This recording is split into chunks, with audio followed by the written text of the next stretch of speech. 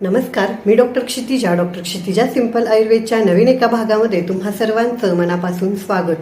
ऋतू बदलला, वातावरणामध्ये बदल झाला की त्या बदललेल्या वातावरणाचा आपल्या शरीराला त्रास होऊ नये म्हणून आपल्या आहारामध्ये काही विशिष्ट बदल करणं, म्हणजे ज्या पदार्थांनी आपल्या शरीराला त्रास होणार आहे ते पदार्थ टाळावेत आणि काही पदार्थ हे आवर्जून आहारामध्ये समाविष्ट करावेत. त्यातच आत्ता उन्हाळा सुरू होतोय, ग्रीष्म ऋतू.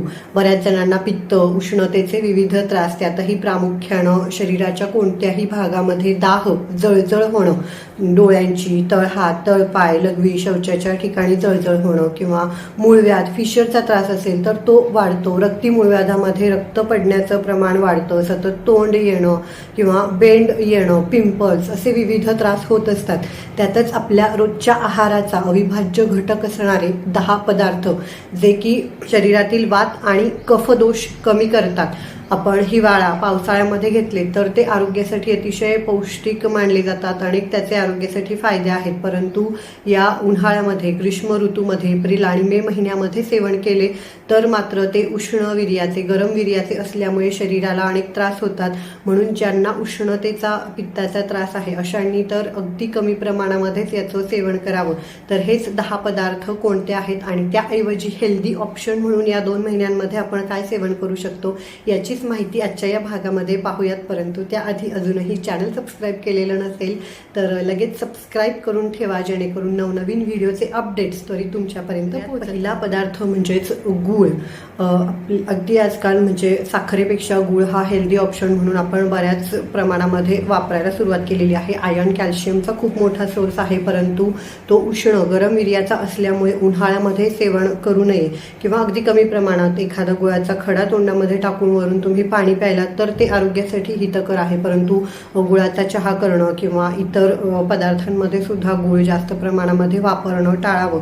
आपले जे सण आहेत ते सुद्धा म्हणजे त्यातील ज्या परंपरा आहेत त्या आपल्या आरोग्याच्या दृष्टिकोनातून, त्यासाठी काय हितकर अहितकर याच दृष्टिकोनातून बनवलेल्या आहेत. म्हणजे संक्रांतीच्या वेळेला थंडी असते तर त्यावेळेला तिळगुळ, गुळाच्या पोळ्या अशा पद्धतीने गूळ हा आहारामध्ये समाविष्ट केला जातो. परंतु उन्हाळ्यामध्ये जेव्हा गुढीपाडवा असतो त्यावेळेला साखरेच्या गाठी असतात, म्हणजे साखर ही गुळापेक्षा त्या मानाने थोडीशी थंड गुणाची आहे. त्यामुळे उन्हाळ्यामध्ये साखर घेणं जास्त हितकर आहे. विविध आपण जी सरबत वगैरे बनवतो त्यामध्ये तुम्ही गूळ कधीच नाही वापरू शकत, त्यामध्ये साखरच वापरणं जास्त हितकर ठरतं. त्यातही जर का खडी साखर म्हणजे पत्री खडी साखर जी ओबडधोबड असते ती वापरलीत, मिक्सरला त्याची पूड करून ठेवा आणि तीच जर का या 2 महिन्यांमध्ये वापरली तर ती शरीरातील उष्णता कमी करण्यासाठी मधुरा पदार्थ म्हणजेच दही.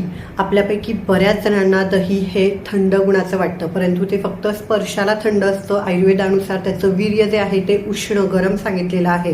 त्यामुळे कुठल्याही प्रकारे दही हे गरम करून खाणं किंवा उष्ण ऋतूमध्ये दही खाणं हे टाळावं. ते शरीरातील उष्णता प्रचंड प्रमाणात वाढवतं. तो एक प्रकारचा विरुद्ध आहार देखील सांगितलेला आहे. म्हणजे बऱ्याचदा असं होतं की उन्हाळ्यामध्येच कोशिंबिरी वगैरे खाण्याचं प्रमाण हे वाढवलं जातं किंवा दही साखर असेल तर त्यामुळे थंडावा निर्माण होतो असं आपल्याला वाटतं, परंतु तसं अजिबात नाहीये. दही हे उष्ण आहे, त्यामुळे उन्हाळ्यामध्ये जर का दही घ्यायचंच असेल तर त्यामध्ये 3 ते 4 पट पाणी मिसळून रवीने त्याचं जे मंथन आहे घुसळून त्याचं ताक बनवलं आणि ते दुपारच्या वेळेला घेतलं तर ते शरीरातील उष्णता कमी करण्यासाठी मदत करतं. पदार्थ म्हणजेच लसूण.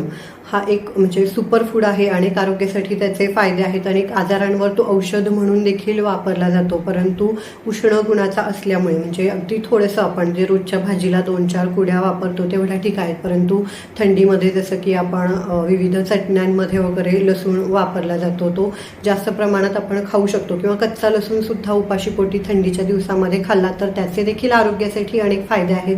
परंतु या 2 महिन्यांमध्ये लसूण खाणं हे टाळावं किंवा कमी प्रमाणामध्ये. ज्यांना खूपच त्रास आहे त्यांनी अजिबातच सेवन करू नये. तर लसणाच्या मानाने कांदा हा थोडासा थंड गुणाचा असतो, त्यामुळे उन्हाळ्यामध्ये कांदा जास्त प्रमाणात म्हणजे तोही अगदी ज्यांना सूट होतो त्यांनीच आहारामध्ये समाविष्ट करा. पदार्थ म्हणजेच आलं.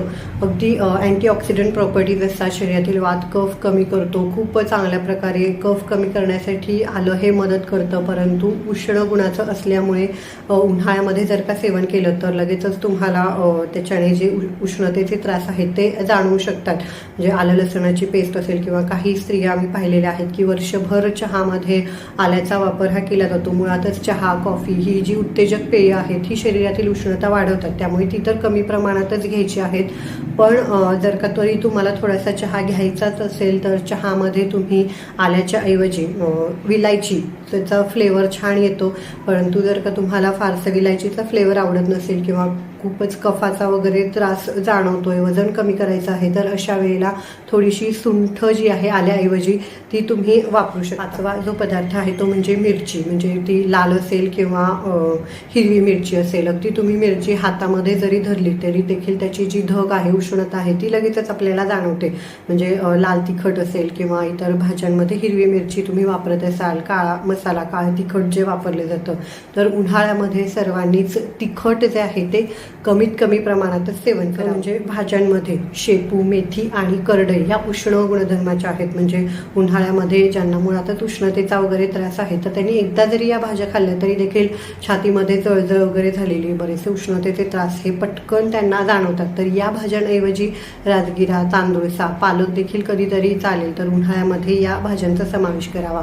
पुढचं म्हणजे फळांमध्ये पपई आणि आंबा. म्हणजे आंबा तर उन्हाळ्यामध्येच येतो, परंतु ज्यांना उष्णतेचा त्रास आहे त्यांनी कमी प्रमाणामध्ये आंब्याचं सेवन करायचं आहे. पपई सुद्धा, म्हणजे ज्या स्त्रियांमध्ये मासिक पाळीमध्ये खूप अंगावरचं जाण्याची मुळातच समस्या आहे तर अशांनी पपईचं सेवन जर का उन्हाळ्यामध्ये केलं तर हा जो त्रास आहे तो अजून जास्त वाढतो. त्यामुळे या फळांव्यतिरिक्त कलिंगड असेल, टरबूज असेल किंवा द्राक्ष असतील तर या फळांचा समावेश आहारामध्ये करा. म्हणजे मसाल्याचे पदार्थ, त्यातही विशेषतः लवंग, मिरी आणि मोहरी ही सुद्धा उष्ण असते, उष्णता वाढवते, त्यामुळे उन्हाळ्यात कमी प्रमाणात खावी.